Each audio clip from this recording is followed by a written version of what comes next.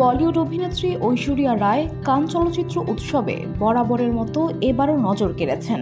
সাদা Banarasi sari, full sleeve blouse এবং 500 ক্যারেটের মোজাম্মিক রুবির গয়নায় তাকে দেখা গেছে অনন্য রূপে।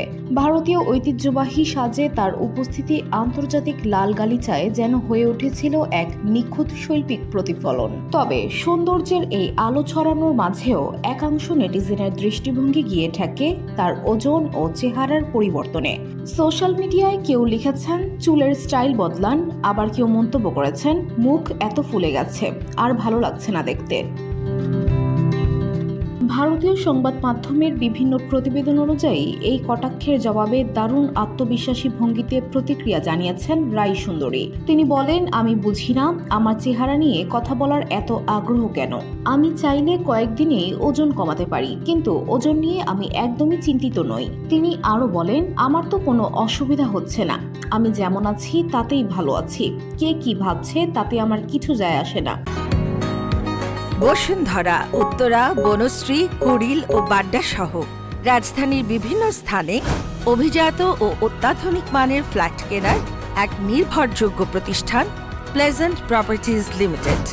তাই আপনার স্বপ্নের আবাসনের জন্য আজই যোগাযোগ করুন। Pleasant properties limited, where destiny matches eventually.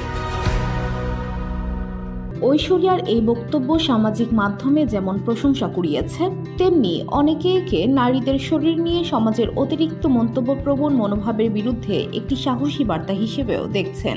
এবারের কানে ঐশ্বরিয়া বেছে নিয়েছেন নুড মেকআপ, ব্রাউন লিপস্টিক, কপালে লাল সিঁদুর, সব মিলিয়ে এক শুদ্ধ ভারতীয় রূপে হাজির হন তিনি। তার এই লুককে সেরা বলে আখ্যা দিয়েছেন অনেকে।